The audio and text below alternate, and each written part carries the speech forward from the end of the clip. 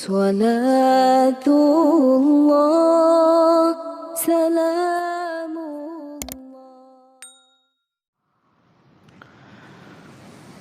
Alhamdulillah, segala puja dan puji hanya milik Allah subhanahu wa ta'ala. Salawat dan juga salam kita hadiahkan kepada Rasul kita Nabi besar Muhammad sallallahu alaihi wa ala alihi wasallam.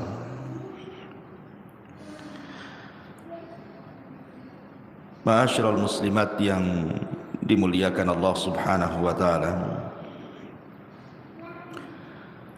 alhamdulillah di pagi menjelang siang ini kembali kita bisa duduk untuk bertalabul ilmi. Dan pembahasan di pagi menjelang siang ini kita akan membahas tentang beberapa penyesalan manusia di hari yang tidak ada guna penyesalan itu di hadapan Allah subhanahu wa ta'ala.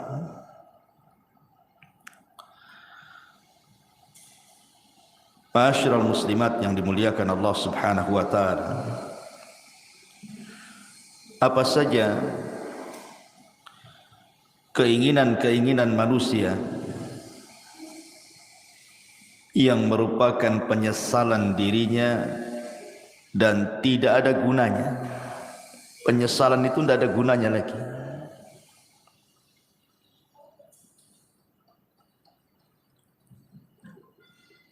Kalau kita lihat di kehidupan kita ini, kita bertanya kepada orang-orang yang diberikan kekayaan oleh Allah subhanahu wa ta'ala, pasti keinginan mereka itu ingin bertambah kaya lagi. Karena biasanya orang-orang yang diberikan dunia itu mereka tidak akan puas dengan dunia yang dimilikinya. Makanya Anas bin Malik radhiyallahu an mengatakan, menukilkan sabda Nabi sallallahu alaihi wasallam, "Lau anna libni Adam wadiyan min dhahab." Kalau seandainya anak Adam ini memiliki satu lembah semua emas, ahabba ayyakuna lahu wadiyan, pasti dia berkeinginan untuk menambah 2 lembah emas lagi.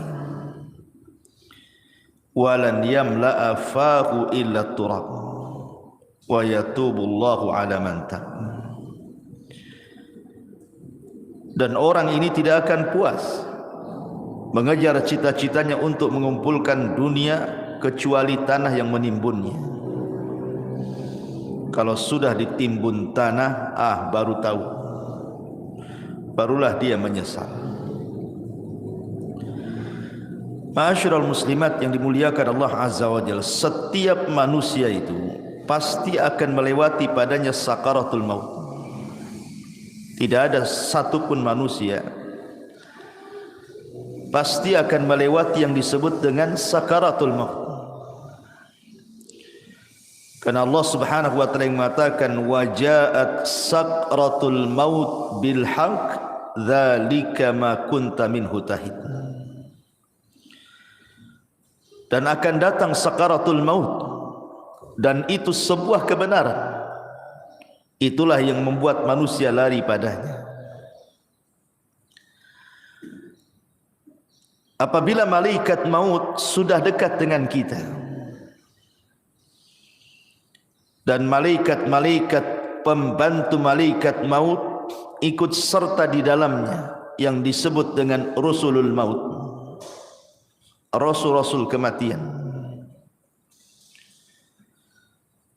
Ketika malaikat maut mulai mencabut nyawa kita, maka dimulai dari ujung jari jemari setiap manusia. Kemudian ruh itu berjalan sedikit demi sedikit sampai di tenggorokan. Ketika nyawa di tenggorokan inilah, maknanya manusia sudah tidak akan selamat lagi. Hatta idza balagatit tarak wa qila man rah. Sampai ketika ruh itu sampai di tenggorokan manusia, tidak ada yang bisa meruqyah dia, mengembalikan ruh ke dalam jasadnya. Disitulah dia terbayang keinginan-keinginan, penyesalan-penyesalan yang tidak ada guna penyesalan itu. Apa saja penyesalan-penyesalan yang akan dirasakan saat detik orang sakaratul maut itu. Walaupun dia menjerit kepada Allah Subhanahu wa taala untuk dikembalikan ke dunia, melaksanakan penyesalan yang sudah ia tinggalkan, baik perkara yang harus dilaksanakan atau perkara yang harus ditinggalkan, percuma saja penyesalan kala itu. Inilah kita akan bahas beberapa penyesalan-penyesalan ketika orang berada fi firashil maut, tempat tidur kematian. Apa saja penyesalan-penyesalan itu? Ma'asyiral muslimat yang dimuliakan Allah Azza wa Jalla, kita harus bedakan keinginan orang-orang yang beriman saat detik-detik kematiannya dengan cita-cita orang-orang yang mereka jauh daripada keimanan. Maka penyesalan mereka tidak ada gunanya. Contoh saja umniyatus salihin,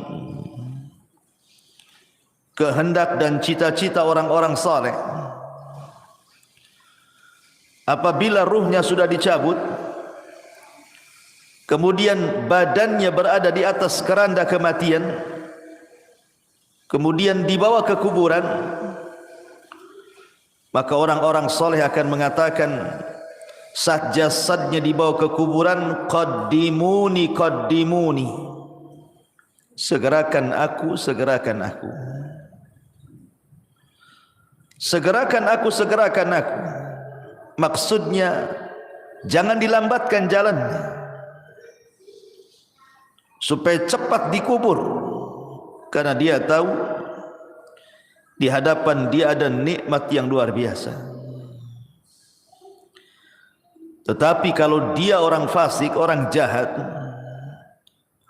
maka dia akan berteriak kepada orang-orang yang membawa jasad dia ke kuburannya dan mengatakan, ya wailaha aina yadhhabuna biha.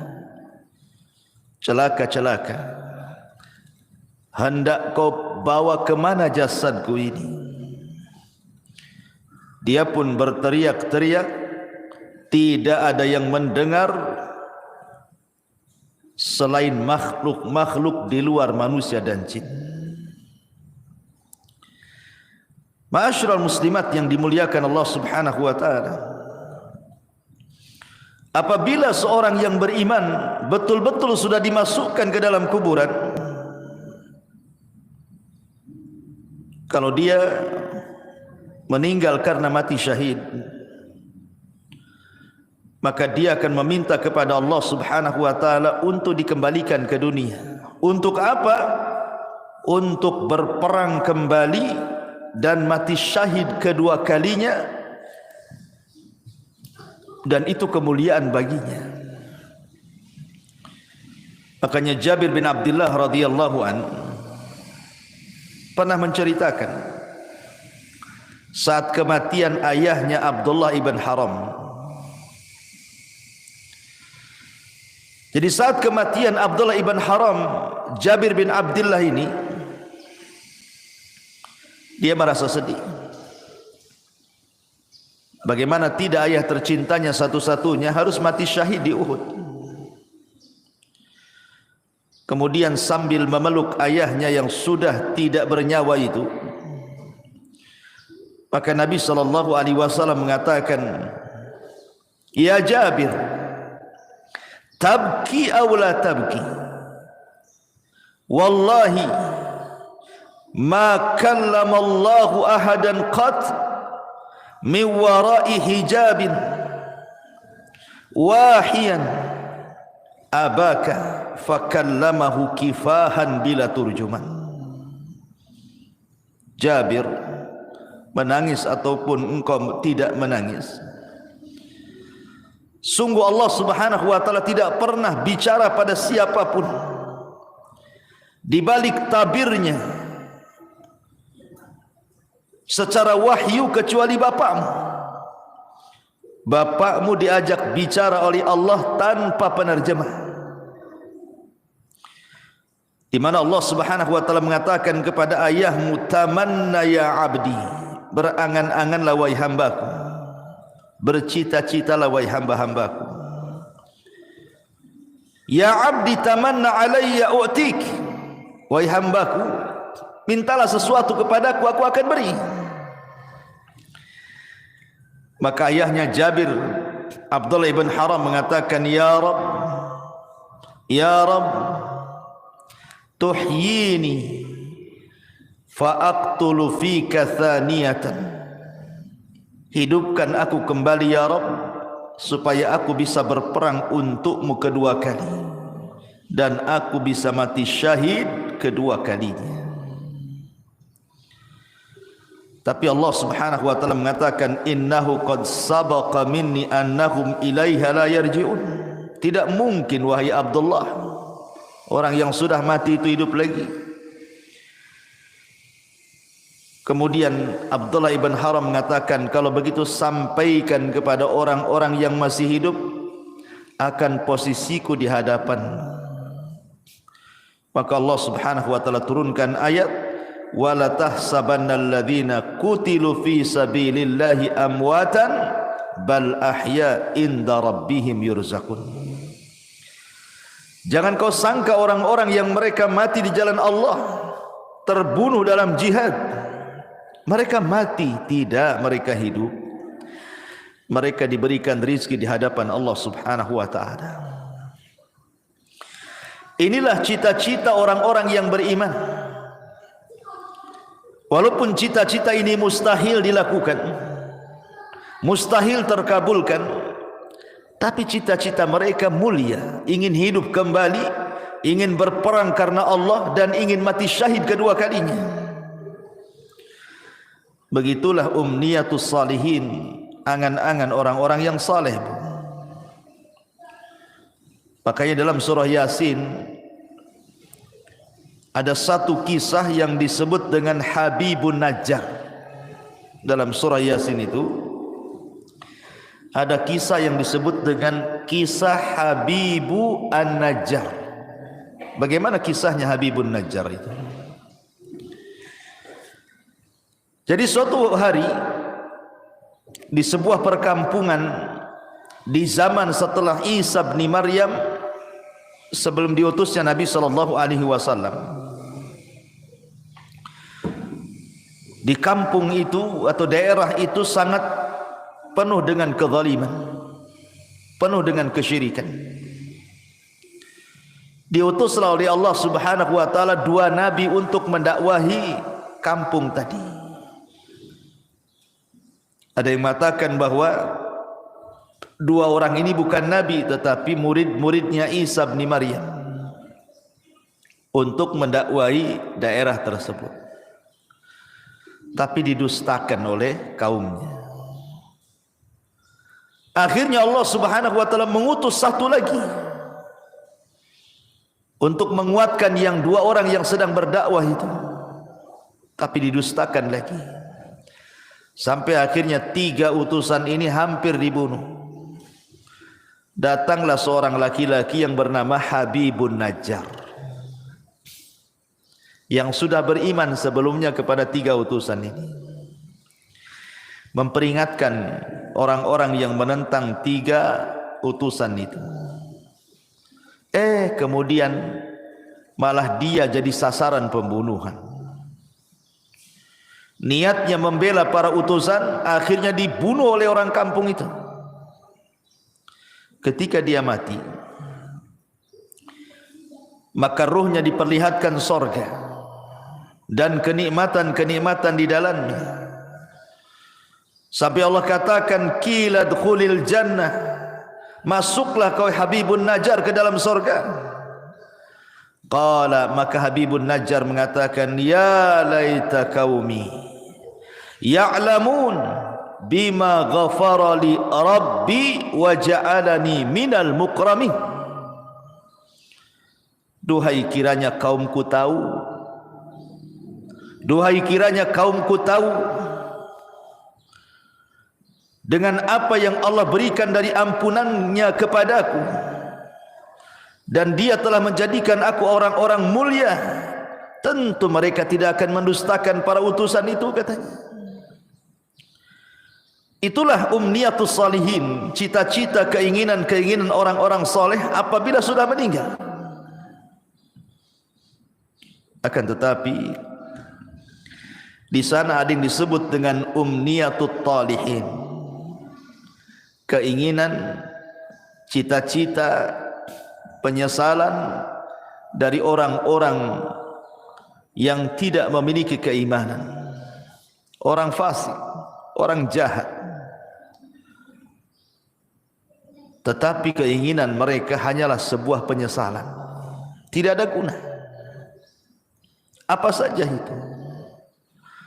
Pertama, mereka akan menyesal karena mereka meninggalkan sholat. Orang-orang yang sedang sakaratul maut ataupun orang-orang yang sudah mati, maka mereka akan menyesal kenapa ketika mereka masih sehat, masih hidup normal, mereka meninggalkan sholat. Ini yang akan jadi penyesalan orang-orang yang sedang sakaratul maut itu. Kenapa dulu aku meninggalkan sholat? Sampai-sampai disebutkan dalam hadis Abu Hurairah radhiyallahu anhu, suatu hari Nabi SAW lewat di sebuah kuburan. Kemudian Nabi bertanya, man sahibu hadal qabri? Siapa yang dikubur di sini? Rasul bertanya kepada para sahabat, siapa orang yang dikubur di kuburan ini? Maka para sahabat mengatakan, fulan wa fulan, fulan dan fulan wahai Rasul. Maka Nabi SAW mengatakan, rak'atani ahabbu ila hadha min baqiyati dunyakum. Wa fi riwayatin, rak'atani khafifatani mimma tahkiruna yaziduha hadha fi amalihi ahabbu ilaihi min baqiyati dunyakum. Kata Nabi, 2 rakaat lebih dicintai orang yang ada di kuburan ini dibandingkan dunia yang kalian miliki. Dalam riwayat, 2 rakaat solat yang ringan yang kalian remehkan, tapi itu bisa menambah amalannya, itu lebih dicintai orang yang dikubur ini dibandingkan seisi dunia yang kalian miliki. Subhanallah. Orang-orang yang dikubur itu, Bu, atau orang-orang yang sedang sakaratul maut itu, mereka dicita-citakan ingin sholat, walaupun hanya 2 rakaat yang ringan, yang mudah dilakukan. Tapi apalah gunanya penyesalan itu? Menyesal dia kenapa tidak sholat, menyesal kenapa dia tidak melakukan 2 rakaat sholat. Tapi apa gunanya penyesalan itu? Tidak ada guna. Tidak ada guna penyesalan itu. Padahal Nabi SAW saat detik-detik wafatnya, apa kata Rasul? As-salatu salat wa ma malakat aimanukum. Jaga solat, jaga solat, dan hamba-hamba sahaya di antara kalian. Bahkan Umar bin Khattab radhiyallahu an, saat detik-detik wafatnya,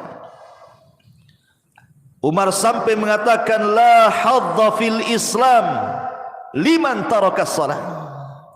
Tidak ada bagian dalam Islam, kata Umar, bagi orang yang tidak melaksanakan salat.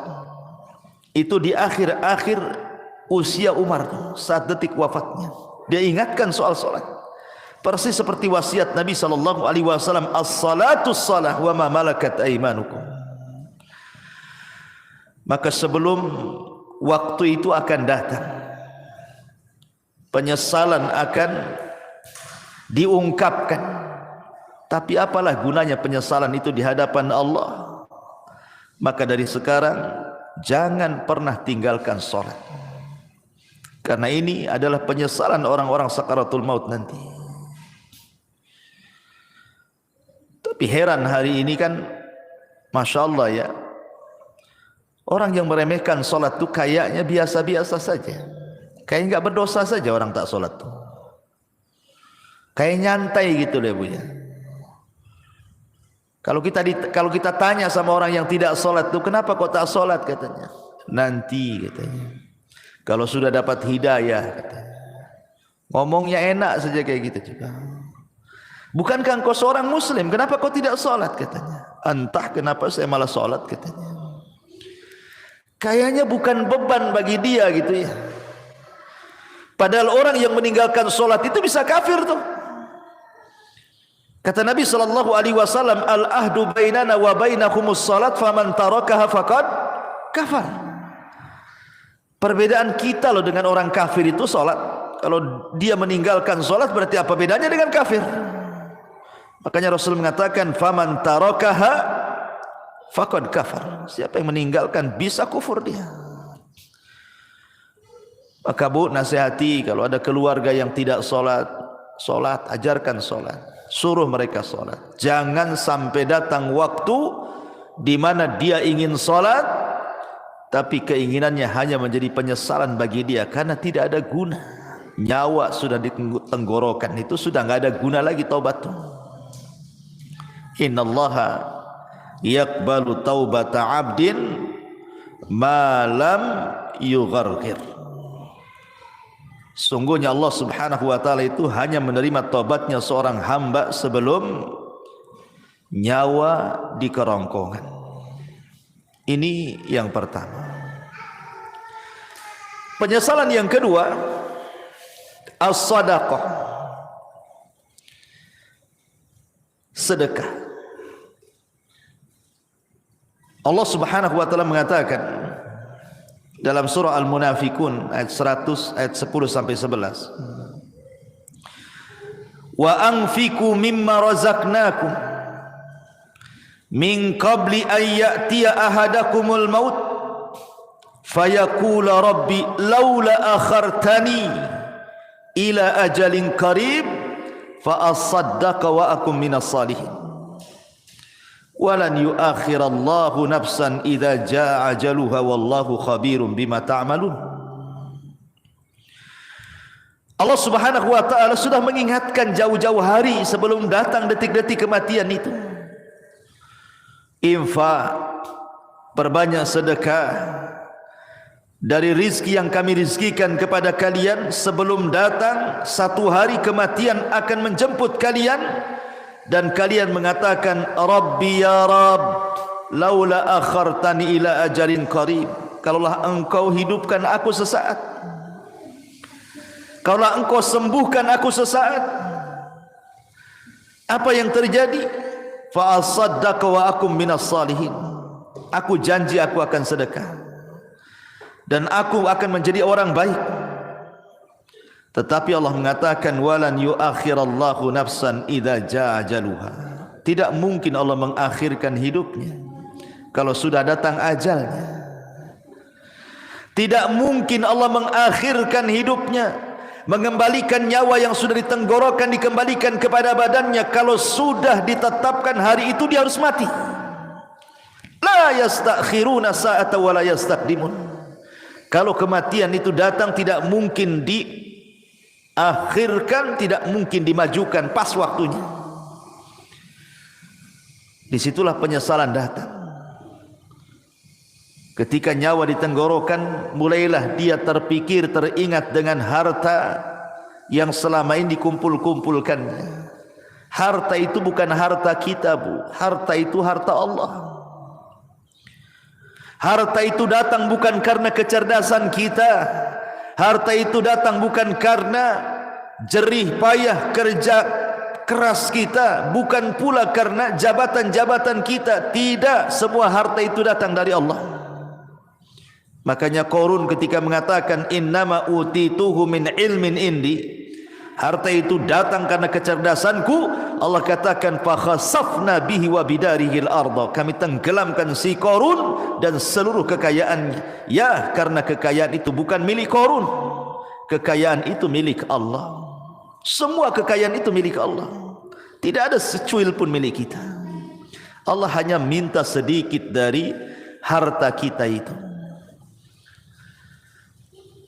Allah tidak minta banyak seperti zakat. Allah hanya minta 2,5% dari 85 gram emas itu. Tidak banyak. Apalagi itu harta bukan harta kita, harta Allah. Tetapi karena manusia zuyyina linnasi minasyahwat, dihiasi syahwat-syahwat dunia inilah, akhirnya dia bakhil. Dia baru tahu setelah nyawa di tenggorokan, baru dia sadar, kenapa dulu aku tidak sedekah? Laula akhartani ila ajalin qarib fa asaddaqa wa akum minas salihin. Kenapa aku tidak sedekah ketika aku sehat? Maka bagi anda yang Allah subhanahu wa ta'ala limpahkan rizki yang luas, dengan mudah anda mencari rizki itu tanpa ada kesulitan. Itu nikmat yang besar yang Allah subhanahu wa ta'ala anugerahkan kepada anda. Banyak-banyaklah sedekah. Karena Rasul yang mengatakan maluka ma akalta fa afnaita wa ma labista fa ablaita wa ma tasaddaqta fa abqaita. Hartamu, kata Rasul, yang kau makan pasti habis, yang kau pakai pasti usang, yang kau sedekahkan itulah yang bermanfaat untuk kematian. Karena apabila seseorang meninggal dunia, Bu, nyawa sudah dicabut oleh Allah, yang pertama terpisah dari badan ibu itu adalah harta. Yang pertama terpisah dari badan ibu adalah harta. Pertama orang mati ini dicabut nyawanya, yang pertama berpisah hartanya. Tidak ada hubung kait dia dengan harta lagi. Bahkan sekaya apapun orang yang meninggal itu tetap saja sama keluarganya dibelikan kain kafan yang harganya murah, Bu. Bukan karena dia orang kaya kafannya mahal, tidak. Kafannya pun tetap itu juga yang sangat murah, tidak berharga tuh. Karena pertama kali dia meninggal, yang terpisah dari hidup dia itulah hartanya dulu.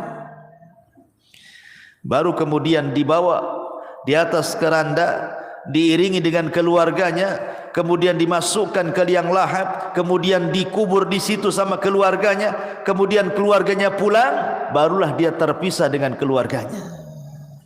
Tapi yang pertama terpisah dari badannya adalah hartanya. Di saat itulah dia menyesal dan mengatakan laula akhartani ila ajalin qarib fa asaddaqa wa akum minas salihin. Ya Rabb, kalaulah engkau akhirkan kehidupanku sesaat, tidak apa-apa, aku akan sedekahkan tuh harta-hartaku tuh, dan aku akan termasuk orang yang baik. Tetapi apakah umniyatut talihin ini, cita-cita orang-orang yang seperti ini bermanfaat bagi dia? Tidak ada guna. Harta sebanyak apapun kalau anda sudah meninggal, harta itu tidak bisa diambil lagi oleh anda, kan? Karena sudah menjadi rebutan ahli warisnya. Kenapa ketika kita masih hidup kita tidak sedekah? Ketika sudah mati baru kita teringat sedekah. Itu namanya penyesalan yang tidak guna, Bu. Penyesalan yang tidak ada guna bagi dia. Percuma penyesalannya. Ini yang kedua, sedekah. Yang ketiga, al-amalus salih, beramal saleh. Allah subhanahu wa ta'ala berfirman dalam surah Al-Mu'minun ayat 99 sampai 100. Allah mengatakan hatta idza jaa ahadahumul mautu qala rabbirji'uni la'alli a'malu salihan fima tarak kalla innaha kalimatun huwa qailuha wa min waraihim barzakhun ila yaumi yub'atsun. Hatta idza ja'adahumul maut, apabila kematian datang kepada salah seorang di antara mereka, qala, dia pun mengatakan, Rabbirji'uni, ya Allah, kembalikan aku ke dunia walaupun sesaat. La'alli a'malu salihan, agar aku bisa beramal saleh. Fima tarak, terhadap apa yang kutinggalkan selama aku masih hidup. Jadi orang-orang ini, Bu, apabila nyawa di tenggorokan, apabila nyawa sudah di tenggorokan, sudah tidak mungkin diselamatkan, tidak mungkin lagi hidup lagi orang ini, maka dia akan menjerit-jerit dan mengatakan, Rabbirji'uni, Rabbirji'uni, ya Allah, kembalikan aku ya Allah. Untuk apa?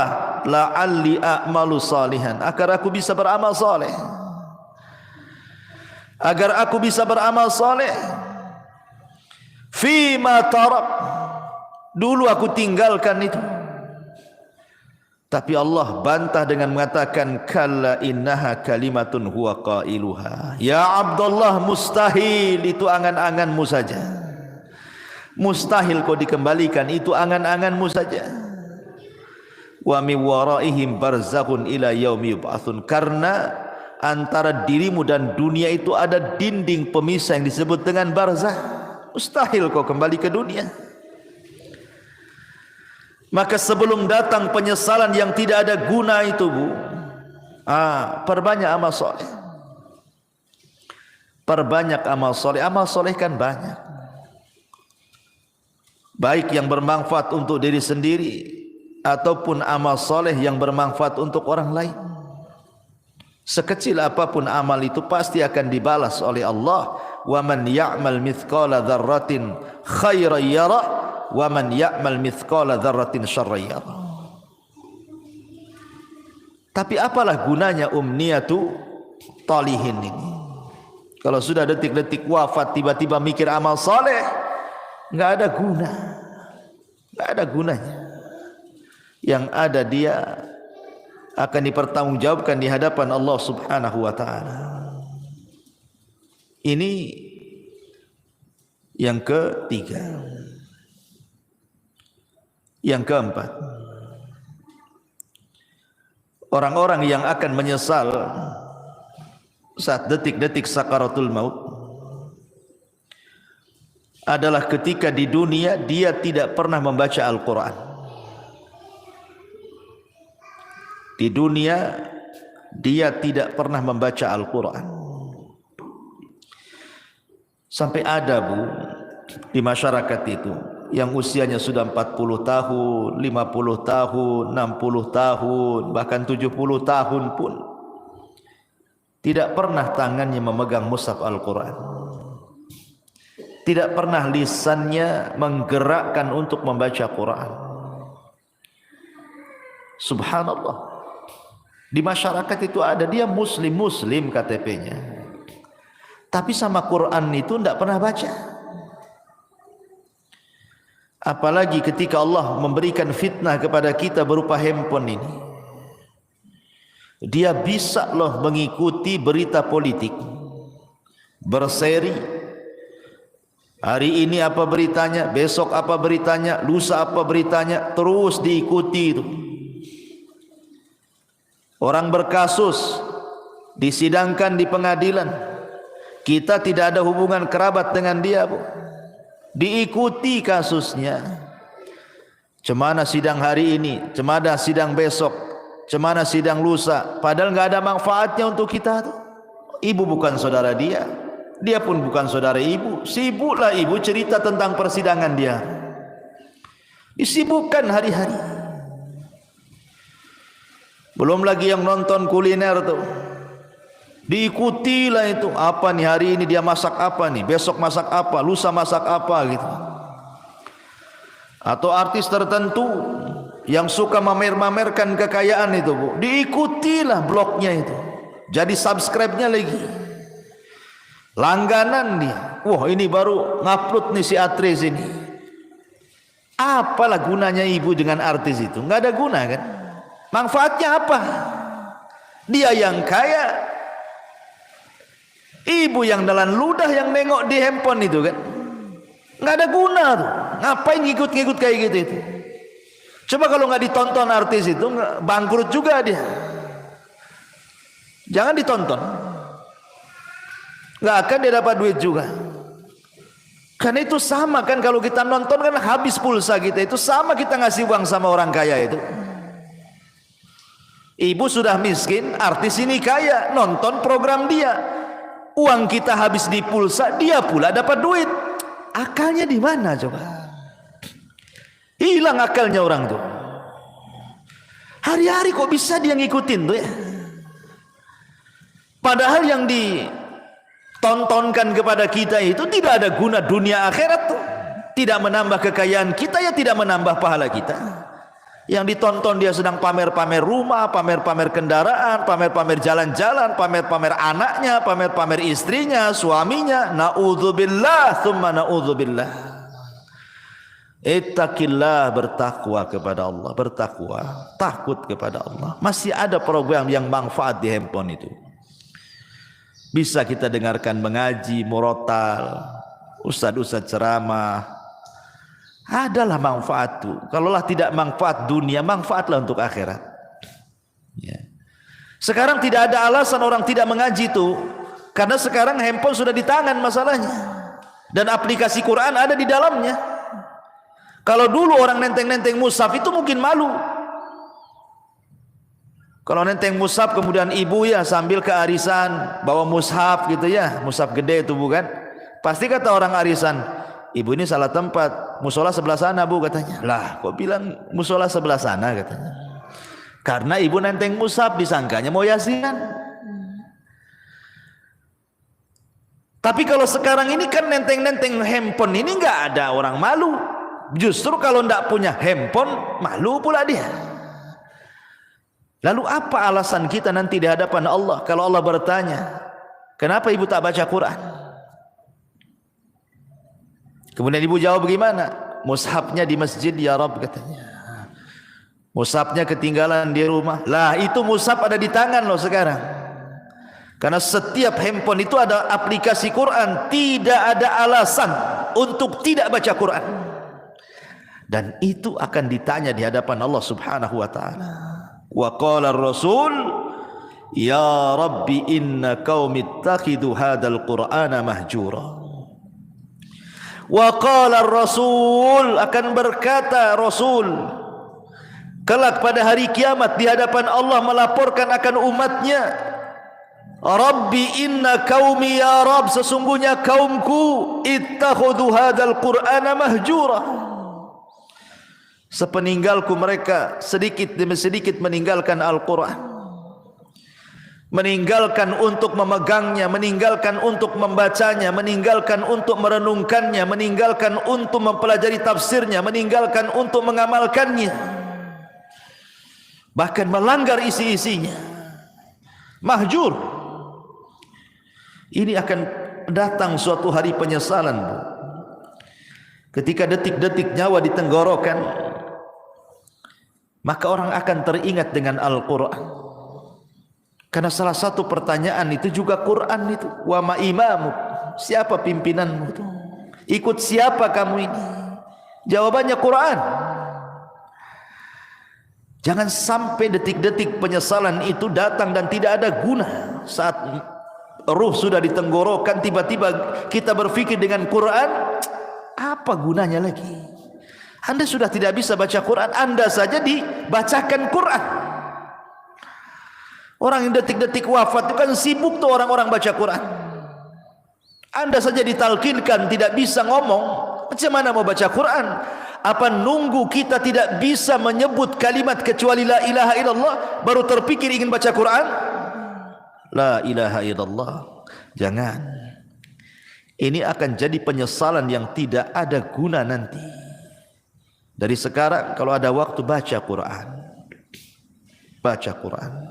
Ya. Ma'asyiral muslimat yang dimuliakan Allah Subhanahu wa ta'ala. Kemudian yang berikutnya penyesalan yang akan datang adalah Dia akan menyesal kenapa di dunia dia tidak berkawan dengan kawan-kawan yang saleh. Karena di dunia ini kan orang terkadang menghabiskan waktu dengan kawan-kawan yang tidak ada manfaat untuk akhirat. Kita lihat para pengusaha, orang-orang kaya itu, ya kawannya sesama pengusaha kan.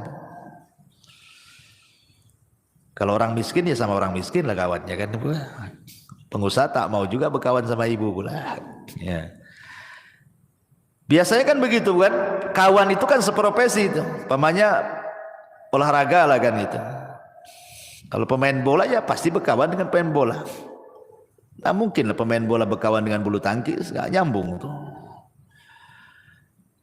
Lah terkadang, subhanallah, kadang-kadang ya kita tidak hendak membicarakan lain-lain, ini hanya sekedar nasihat saja ya. Kadang ada orang tuh bergelut dengan dunia olahraga. Anggaplah dia mungkin timnas gitu ya. Hari-hari main bola saja tuh. Pagi latihan bola, siang latihan bola, sore latihan bola. Kawannya dengan orang-orang bola itu saja tuh. Besoknya gitu lagi, besoknya gitu lagi. Terkadang di antara mereka ada yang meninggalkan sholat, bahkan tidak sholat, bahkan mungkin kawannya orang kafir yang jelas-jelas kafir kan gitu. Olahraga itu tidak diharamkan, bahkan boleh jadi itu sebuah hal yang dianjurkan untuk kesehatan. Tapi kalau itu menjadi tujuan hidup, 1 hari, 2 hari, 1 bulan, 2 bulan, 1 tahun, 3 tahun, sampai habis waktunya hanya untuk memikirkan bola saja, ini akan jadi penyesalan. Akan jadi penyesalan. Orang-orang kaya yang berbisnis hanya hubungannya dengan orang kaya saja. Setiap ketemu bicara bisnis, setiap nelpon bicara bisnis. Pokoknya di otaknya bisnis, bisnis, bisnis, bisnis. Tidak ada diluangkan waktu untuk ibadah, itu tidak ada. Dari mulai dia muda sampai dia tua, itu aja kawannya.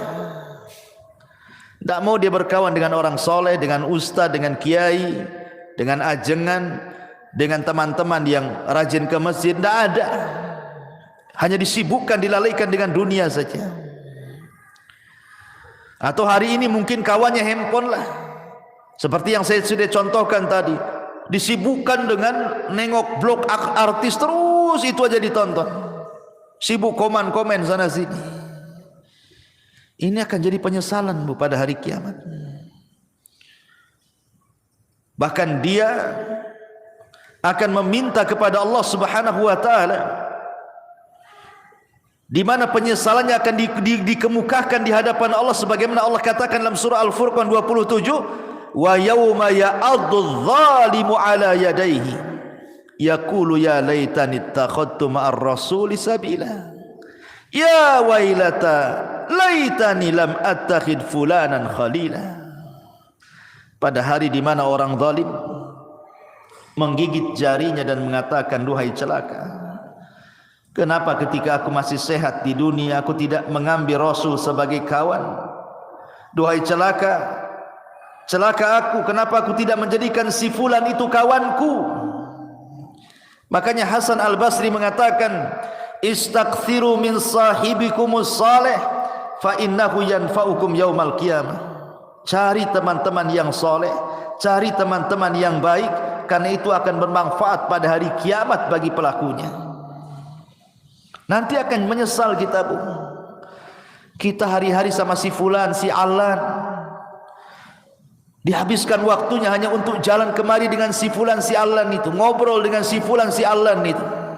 Lupa bertahun-tahun, sampai lupa sholat, lupa puasa, lupa baca Quran, lupa zakat, macam-macam. Kan ada orang disibukkan hari-hari dengan itu saja kan Bu. Lah, nanti akan jadi penyesalan Bu. Cari teman-teman yang baik, cari teman-teman yang saleh, supaya jangan jadi penyesalan di hadapan Allah Subhanahu wa taala. Ini kalau orang sudah sakaratul maut, tiba-tiba kemudian berpikir, kenapa aku tidak ke masjid? bersama orang-orang yang sholat di masjid? Kenapa aku tidak mengaji bersama orang-orang yang mengaji? Kenapa aku tidak membaca Quran bersama orang-orang yang baca Quran? Gak ada guna tuh. Gak ada guna, itu hanya umniah saja, angan-angan, cita-cita saja. Karena nyawa sudah ditenggorokan, apalah gunanya itu? Maka sebelum penyesalan itu datang, dari sekarang cari teman-teman yang baik yang bisa menyelamatkan kita. Ma'asyiral muslimat yang dimuliakan Allah Azza wa Jalla. Lalu apa lagi? Orang-orang yang melalaikan keluarga. Orang-orang yang melalaikan keluarga di masa hidupnya. Boleh jadi dia biarkan anak-anaknya bermaksiat kepada Allah. Orang tuanya membiarkan anaknya seperti itu. Anaknya membuka aurat, dibiarkan saja. Tidak pernah disuruh menutup aurat atau diberikan jilbab untuk menutup aurat. Anaknya hilang bergaul dengan siapa, tidak pernah ditanya, nak siapa kawanmu itu? Solat tidak, pakai jilbab tidak, macam mana dia agamanya, tidak pernah ditanya. Kalau sudah keluar les, yang penting dia balik, ya kan? Tidak ada kecemburuan, tidak ada kecemburuan kepada keluarga. Terutama kepala-kepala rumah tangga itu disebut dayus namanya. Dayus itu orang yang dilaknat Allah karena tidak punya kecemburuan kepada keluarganya. Jangan sampai seperti Allah yang Allah katakan, antakula nafsun ya khasrata ala ma farrattu fi jambillah. Jiwa akan mengatakan, duhai aku rugi, ma farrattu fi jambillah, berapa banyak kemudian kelalaian-kelalaian yang aku lalaikan di sisi Allah. Aku tidak mengurus keluargaku, tidak bertanggung jawab kepada keluargaku, tidak mengarahkan mereka ke dalam agama, tidak mengarahkan mereka untuk salat, untuk baca Quran, untuk belajar agama. Semua akan ditanya nih. Semua akan ditanya dan akan menjadi penyesalan kelak pada hari kiamat. Amanah ini akan ditanya. Ya hasrata ala ma farrattu fi jambillah. Ma'asyiral muslimat yang dimuliakan Allah Subhanahu wa taala. Maka sebelum itu terjadi, arahkanlah orang-orang tua, ibu-ibu, supaya anak-anak itu menjadi anak yang soleh dan solehah. Karena itu manfaatnya untuk kita masalahnya. Apabila ibu sudah meninggal, siapa yang mendoakan itu kalau bukan anak-anak? Ibu sudah tidak bisa beramal di kuburan itu. Ibu hanya menanti doa anak-anak yang mengatakan, Rabbighfirli wali walidai. Ya Allah, ampuni aku dan kedua orang tuaku. Itulah harapan kita ketika masuk kuburan itu, adalah transfer doa-doa ampun dari anak-anak kita. Dan itu tidak mungkin dilakukan anak kecuali kita yang mendidik anak itu dari kecil sampai dia menjadi anak soleh dan soleh, baru dia akan doakan orang tuanya. Dan ini akan jadi penyesalan. Kenapa dulu saya tidak didik anak saya? Pernah saya ceritakan kan sama ibu-ibu, saya itu waktu di Kijang, Tanjung Pinang sana, saya disuruh untuk memandikan jenazah. Ustaz, bisa enggak mandiin jenazah? Bisa, ada waktu insyaallah. Jadi saya datanglah ke rumahnya, saya mandikan jenazah, saya juga kafani bapak yang meninggal itu, kemudian saya solatkan. Ketika jenazah itu dari rumah hendak diangkat ke musola, karena dekat musolahnya dari rumahnya itu. Kan biasa bu, kalau ada orang meninggal kan depan rumah pasti sudah dipasang terop, kursi-kursi sama RT di situ itu. Jadi setelah kemudian jenazah itu di masjid, coba saya tanya, mana keluarganya, mana keluarganya, biar dia di saf pertama mau saya bimbing supaya dia mendoakan orang tuanya, karena kan doa yang paling mustajab itu doa ketika sholat jenazah kan bagi si mayat itu, dan itu doa terakhir anaknya kan gitu. Habis itu tidak akan melihat lagi kekanak-kanak akan dikubur. Jadi saya panggil lah, mana anaknya? Jadi orang-orang mengatakan tuh anaknya tuh sedang duduk-duduk di kursi itu diteror, di bawah teror tuh katanya. Jadi saya bilang suruhlah mereka nyolati bapaknya tuh. Itu terakhir kali lah saya mau ngomong. Tapi dipanggil-panggil Bu, anaknya nggak ada yang mau sholat, nggak ada yang mau nyolati bapaknya. Asyik rokokan aja di situ. Sempat saya ngelus dada, subhanallah, ada anak yang durhaka kayak gini kan. Itu bapaknya terakhir mati Bu. Anaknya bukan satu orang, ada 5 orang. Semua duduk-duduk di situ. Rokokan itu. Dipanggil-panggil, dia bilang, sudah disolatkan aja katanya. Disolatkan aja katanya. Tidak mau dia menyolat itu. Ada apa dia dengan bapaknya? Tapi dengan peristiwa ini, kita lihat kan, ini yang salah mesti bapaknya nih. Ketika dia masih hidup. Tidak mungkinlah kalau seandainya bapaknya itu baik mendidik anak-anaknya itu. Kok anak-anaknya nggak mau nyolati dia gitu kan? Mesti ada dendam di anak-anaknya ini. Ini saya saksikan Bu. Apa menunggu seperti ini gitu ya kan? Orang tua ketika meninggal mau nyolatkan saja anaknya tidak mau gitu kan? Nauzubillah. Ini penyesalan yang tidak ada guna orang seperti ini. Karena kalau sudah besar anak itu bisa melawan orang tuanya. Betapa banyak orang-orang tua yang sakit hati kemudian bercita-cita, nak kalau kau tahu durhaka kepadaku di dewasa ini, sudah kecekik kau di masa bayi biar mati. Banyak tuh orang tua itu yang menghendaki kematian anaknya karena kurang ajar dia kan. Di masyarakat kan banyak yang seperti ini Bu ya. Jadi janganlah kemudian sampai datang pada waktunya tiba-tiba kita menyesal. Ketika nyawa di tenggorokan dia menyesal kenapa dulu dia tidak mendidik keluarganya, tidak mengarahkannya, tidak menasihatinya, tidak menjadikan mereka anak-anak yang saleh dan salehah. Umniyatut talihin. Yang seperti ini umniyatut talihin, bukan umniyatus salihin namanya. Angan-angannya orang-orang jahat, percuma, enggak ada guna. Ya. Maka inilah perkara-perkara Bu. Jangan sampai seseorang itu di detik-detik wafatnya banyak hal yang dicita-citakan tetapi tidak mungkin terlaksana dan tercapai karena sudah tidak ada lagi hubungan antara kehidupan dunia. Kita sudah masuk alam barzah, masalahnya alam kematian, ada barzah di situ pemisah. Dan kalau orang sudah masuk kubur itu tidak mungkin sholat, puasa, zakat, haji, tidak mungkin. Dia sedang sibuk dipertanggungjawabkan di hadapan Allah semua amalannya. Sedang ditanya man rabbuka wa man nabiyuka wa madinuk.